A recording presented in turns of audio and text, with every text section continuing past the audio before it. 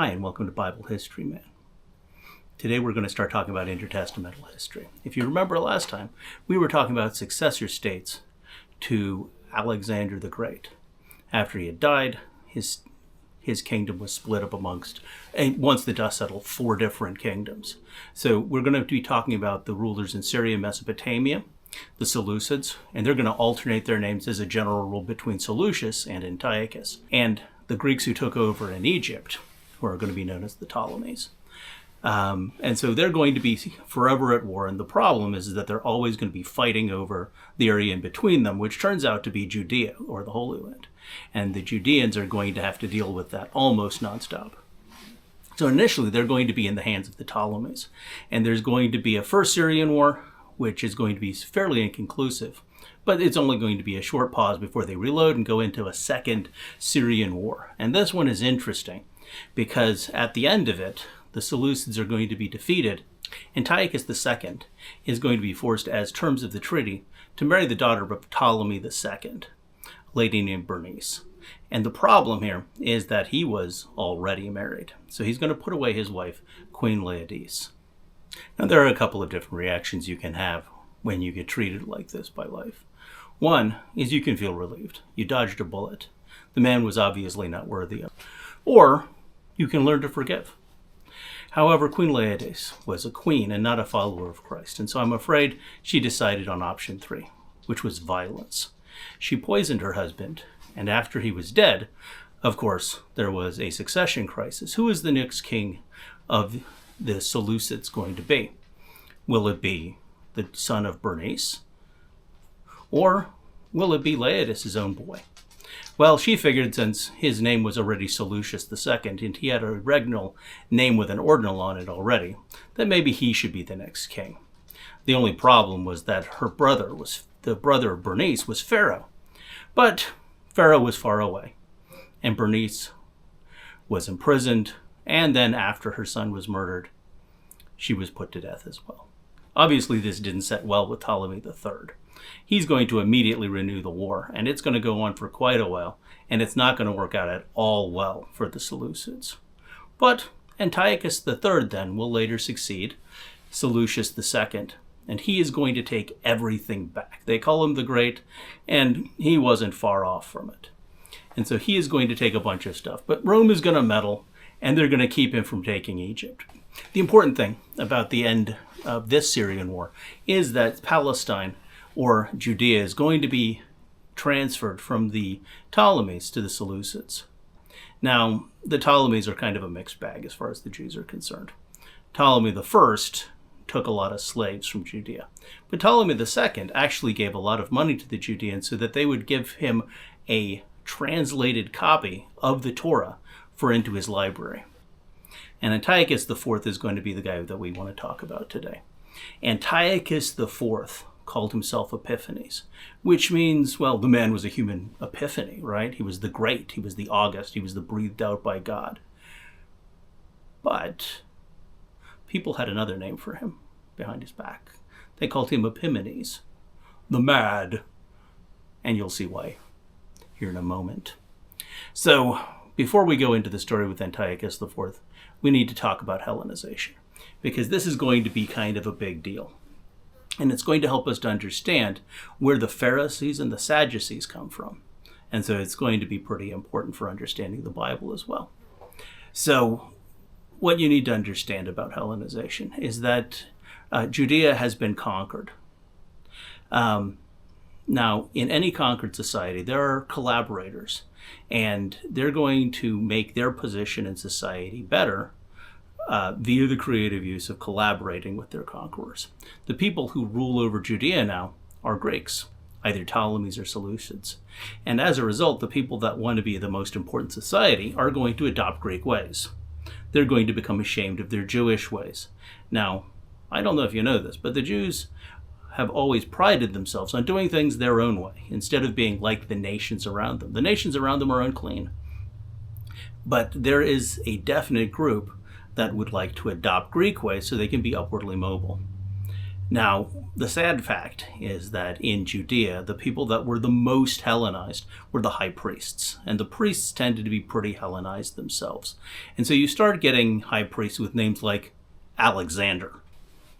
Even worse, some of these Hellenized high priests are going to actually start putting up Greek idols, even in the vicinity of the temple. One time, Antiochus was on the warpath, and he was fighting the Ptolemies again. The Ptolemies were having a succession crisis. Their leader was a little boy. It was prime time action for him to go conquer the Ptolemies and to finally add them to his bag. He was going to be the great conqueror. And so he was heading down through Judea, and he replaced Alexander the high priest with Menelaus the high priest, who was even more Hellenized, if anything, than Alexander. And then he took his army and he headed into Egypt. And he was having victory after victory. And then what do you know? A Roman legion showed up, led by a guy named Gaius Papias Linus. And Gaius Papias Linus came forward, and he came to parley. And he said, the Roman Senate has had a vote, and they've decided you're not conquering Egypt, so you need to go home. Well, Antiochus knows what's up. The Romans wear the pants, or the toga in the Mediterranean. And as a result, you have to kind of do what they say, or otherwise they're going to conquer you. Now, don't let this fool you. They're going to conquer them anyway. But they're going to do it later, because the Romans, they're busy beating up other people right now. So, Antiochus, of course, is in front of his men, and he's had all this victory, and he doesn't want to back down. So he says, well, I'm going to need some time to decide. And Gaius Papias Linus is going to take out his javelin, and he's going to draw a circle around Antiochus IV, the Great, and tell him, well, I'm just going to need you to make your decision before you step out of that circle. And so Antiochus is forced to stand down before his men. He loses all kinds of honor, covered in shame. How is he going to get his man card restamped after he's been forced to back down in front of Gaius Papias Linus? Well, he leaves Egypt with his tail between his legs, and as he comes back through Judea, he finds out that the Jews have put Alexander back as high priest instead of Menelaus. This is kind of a big deal because at this point, the high priest is the ethnarch, or the ruler of the city of Jerusalem and the surrounding region of Judea, because they don't have a king. So he's going to be the ruler, and they just officially thwarted Antiochus. And so Antiochus does not take this lying down. He gathers together some men, and he heads over, and he demands they open the gates to him.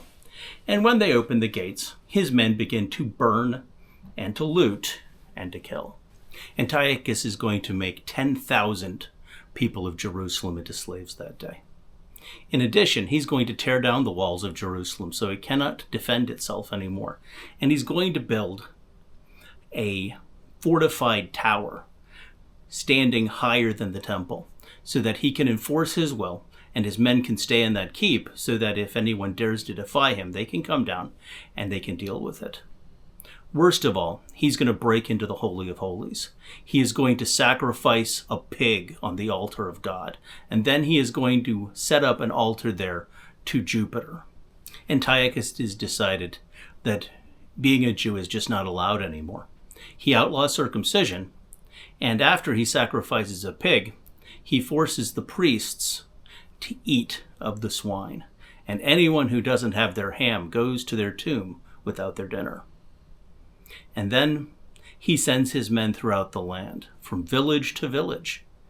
As they go through, anyone who circumcises their child will be crucified, with their child hanging around their neck.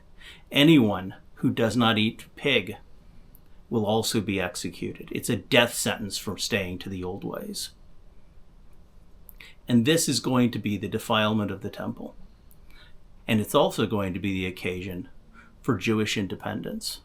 Now, when this happened, the Samaritans heard about it, and so they sent a delegation down to speak with Antiochus IV, and they said, "Sir, Mr. the Mad, you don't need to come over to our temple and burn it to the ground. Instead, we'll just voluntarily change it over to the temple of Jupiter Hellenus. We're a bunch of Zidonians anyway. We have nothing in common with these Jews, so you don't have to worry about us, or no need to come over and kill us or enslave our population. And so he was okay with that. Well, that's another one of my episodes. Thank you so much for watching the whole way. If you have any questions, please leave them in the comments below. I love to answer questions. And if you're interested in it, I would love to talk about it.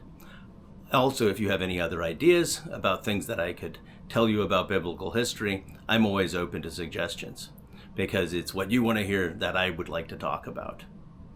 Now, if you like biblical history, like I like biblical history, or even a fraction as much as I like biblical history, I have a book out called A Helpful Handbook of Hebrew History. And it's available on WisePath Books or Amazon.com, and the links are in the comments below. Now, I would recommend that you would read a book instead of listening to videos all the time, because as an educator, I know it's much better for your brain, especially if you're not an adult yet. If you're still a youth, your brain is better if you read. So I would recommend that you read that book.